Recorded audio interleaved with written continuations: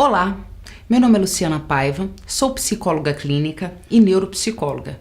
Esse aqui é mais um vídeo da série Ansiedade. Eu insisto que a escolha do tema ansiedade não se deu à toa. Na minha experiência clínica, eu venho recebendo uma demanda crescente de pacientes com algum tipo de transtorno ligado à ansiedade.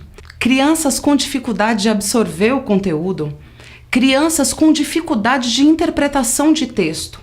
Quando essas crianças e adolescentes vêm para o consultório e a gente segue com uma avaliação neuropsicológica, que é uma avaliação mais minuciosa das funções cognitivas, a gente consegue chegar ao diagnóstico ou a gente consegue perceber que, na verdade, essa criança não sofre de um transtorno de déficit de atenção e hiperatividade, ela não sofre de descalculia, ela não sofre de nenhum tipo de transtorno cognitivo. O que ela sofre é de um padrão de pensamentos ansiosos. Crianças novas, crianças de 7, 8 anos, adolescentes com 15, 16 anos, como uma geração tão jovem vem aprendendo a ter um padrão de pensamento tão preocupado?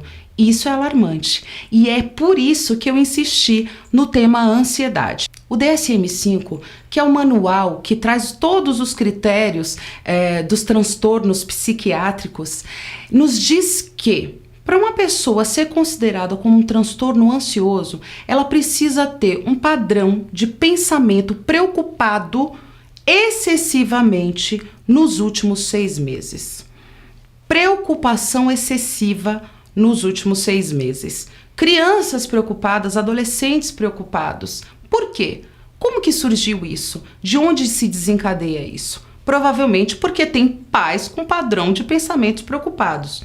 Os principais sintomas no transtorno de ansiedade é uma inquietação excessiva, é a sensação de branco na mente. Sabe aquela pessoa que dirige e não sabe nem como chegou em casa?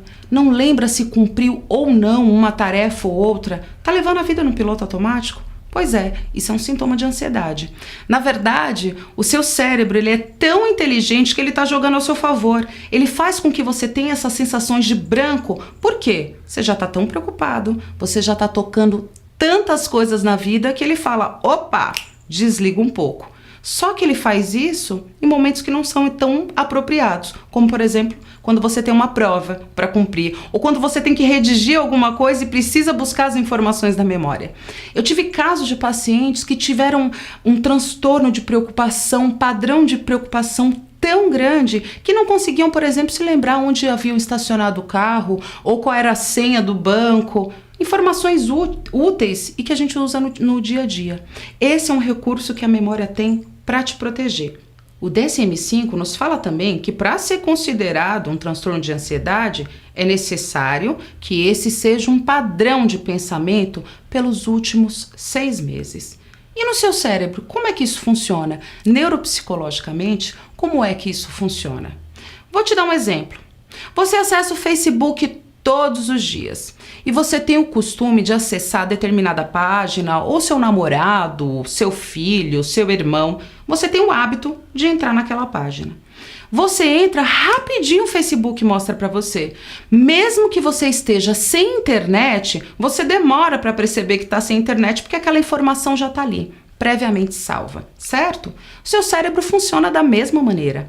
Aqui tem um neurônio, aqui tem outro. Um vai mandar a informação por outro através de dendritos e uma série de complexidades que não vem ao caso. O que vem ao caso aqui é você entender que um neurônio passa uma informação para o outro.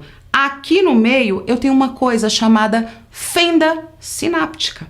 Assim como o computador funciona, sempre que você manda uma informação de um neurônio para o outro, sempre que você manda sempre o mesmo tipo de informação, é como se essa fenda sináptica, é como se esse neurônio construísse uma ponte entre o outro. Então, você acessa a informação mais rápido.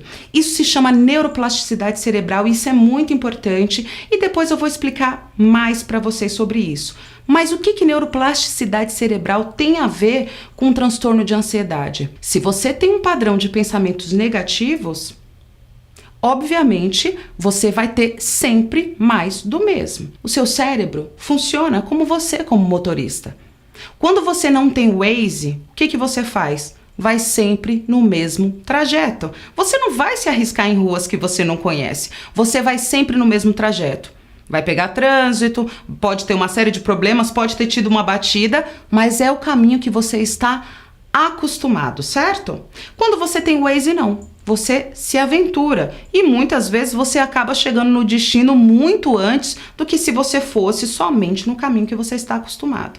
Seu cérebro funciona da mesma maneira. Se você acorda de manhã e se queixa que você tem que trabalhar naquele dia, se você acorda de manhã e não valoriza as coisas que você tem, se você tem um padrão de reclamação, o seu cérebro vai te dar mais motivos para você reclamar.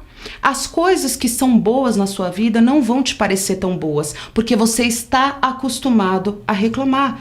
Entenda que o seu cérebro vai construir conexões, sinapses em tudo aquilo que ele é exposto. Se você tem um padrão de pensamentos negativo, de reclamação, obviamente que o seu cérebro vai te dar mais do mesmo. Você não vai conseguir alterar o seu padrão de comportamento. Então, cuidado!